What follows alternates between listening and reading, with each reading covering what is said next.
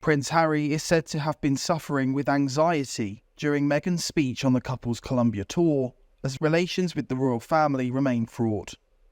Meghan gave a speech to the Afro Women in Power conference on her last day of what has been dubbed her faux royal tour, which has proved very controversial. In the speech, Meghan paid tribute to her mother and her daughter Lilibet, leaving out her sister-in-law Kate. I find inspiration in so many of the strong women that are around me, of course my mother being one of them. A body language expert told The Sun how Harry had looked anxious during Meghan's speech. She said, "Harry is said to suffer bouts of nerves before he makes a speech, and sitting beside his wife in the audience, he appeared to be suffering from anxiety by proxy, perhaps worrying on her behalf." Harry stroked his beard in a classic self-comfort ritual, while Meghan looked at ease on stage. The prince was then seen looking downward, fiddling and looking distracted as Meghan sat authoritatively. Meghan's choice of words on stage could be a hint that the couple want to make up with King Charles. You know, I think life is full of surprises and can be quite complex. And we've talked about over the past few days, you finding your inspiration in this fighting spirit. And for me, we talked about the power of words as well.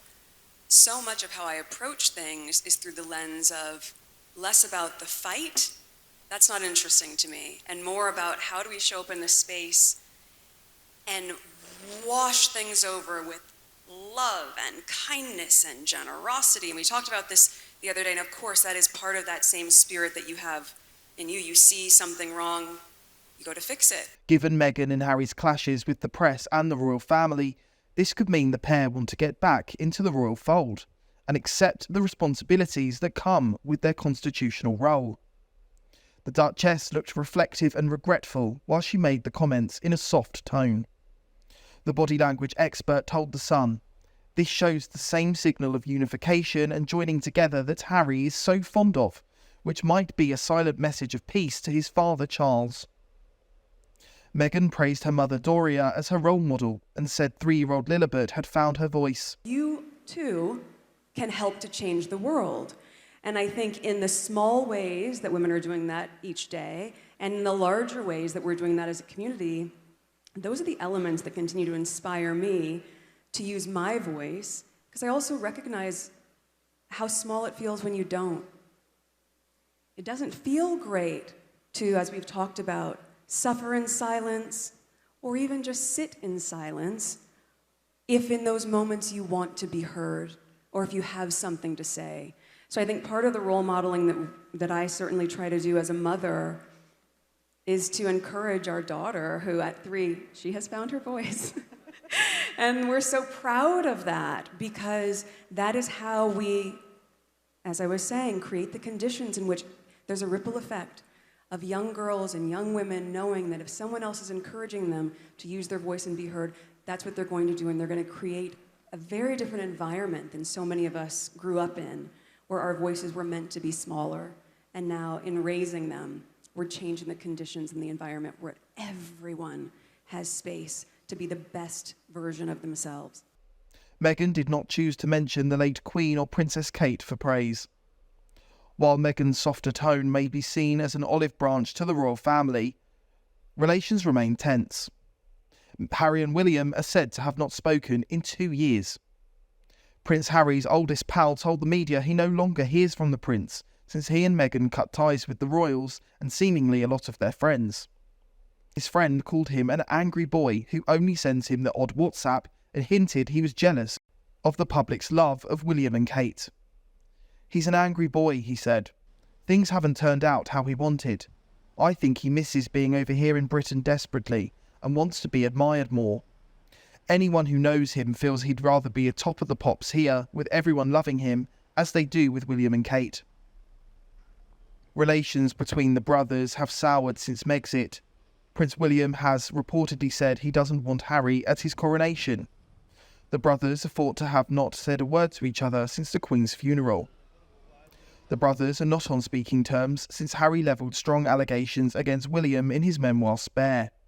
He said William had physically attacked him and insulted Meghan. A friend of William's told the Sunday Times the prince's focus was on his wife, children and father, and that Harry is no longer even discussed. He said, "They are estranged, which is dreadfully sad." The Sussexes have made a litany of accusations against William, Kate and the rest of the royal family since Megxit, first in their Oprah interview, then in Spare, Netflix documentaries and Meghan's biographer Omid Scobie's book. Their conduct has reportedly crossed a red line with King Charles, who this week has been reported to be frustrated with Harry's legal battles. The King is said to be finding Harry's battle to maintain round-the-clock security paid for by the taxpayer very tricky. Harry lost his right to close protection after he stepped back from royal duties. The Prince blames Charles's staff for the withdrawal. A source told the Sunday Times the belief the King controlled security matters was mistaken, adding, "His Majesty's son is suing His Majesty's government, and that is very tricky for the King. If they were to meet, there is a worry that son would lobby father because of the mistaken belief that the King has control over his security.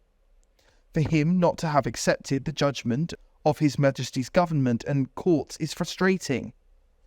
Others have said it would be wholly inappropriate for the King to get involved in the battle, which has already cost the taxpayer more than £500,000.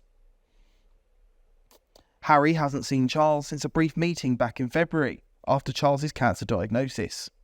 Due to his security situation, Prince Harry refuses to bring Meghan or his children to the UK, saying he fears for their safety.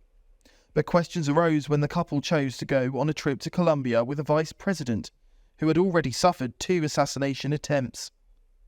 But the Colombians have put on watertight security, which has included armed guards, military, drones and sniffer dogs. Whole towns have even been shut down when the royal pair have shown up. The cost to the Colombian taxpayer has fueled grumbles in the country. One source told OK Magazine, "People are grumbling about why the Colombian taxpayer should pick up what will be huge security costs for what is essentially a public relations exercise for the Sussexes, and for a government which desperately needs to deflect away from its failures." The couple's trip also angered people in the UK.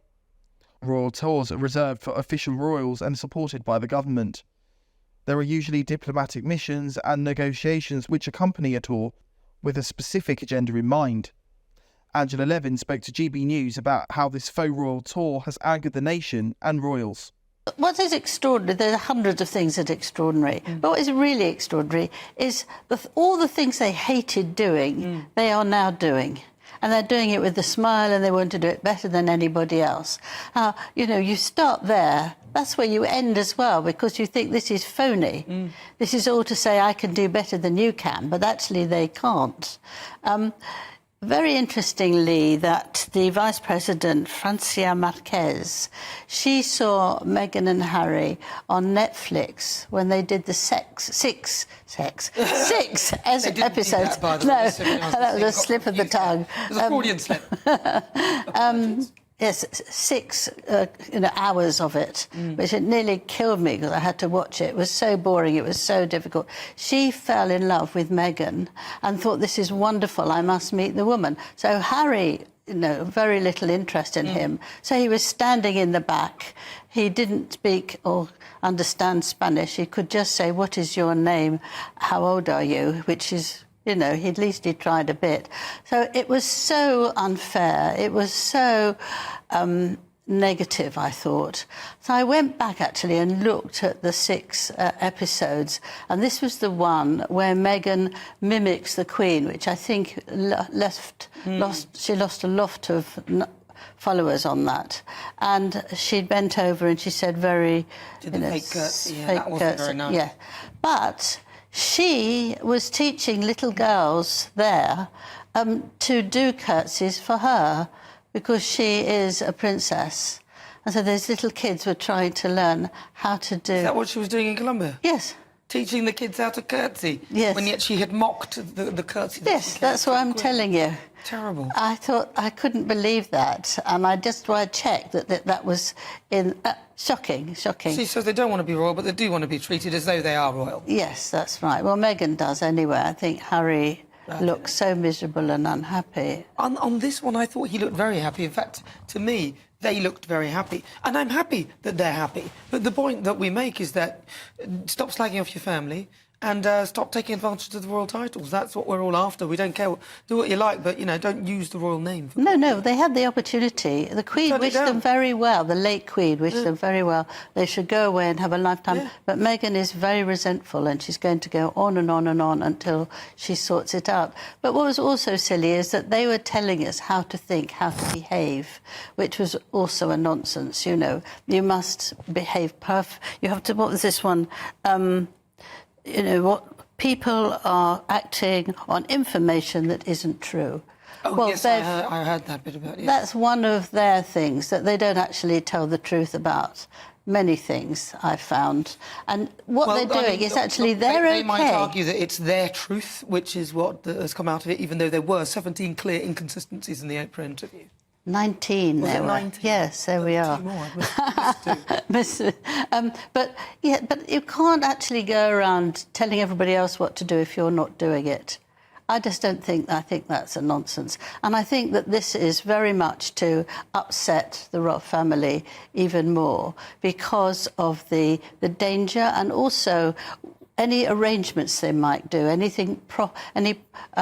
promises to do a deal with them, or to make sure that they become more familiar with us, or you know, with sort of changing the way that the royal family works for their way. And I think, and I hope, that the royal family who are in Scotland have a big think about this, because I think it affects the royal family very seriously. And if they're going to go to a country, every 2 to 3 weeks and build up something against the royal... Yes, the royal family needs to be wary of that. They should really definitely be wary of it. Would you say that there needs to be sort of a motion towards... I know that the King and Queen can't do it, but there should be some sort of motion towards removing their titles so they can no longer trade with them. Like, if they want to do royal so-called FEUD tours around the world, that's up to them, you know, do what you like.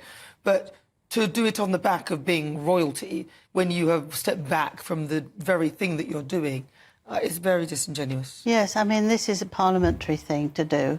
The King can't do it. Nicholas Dunning, GB News.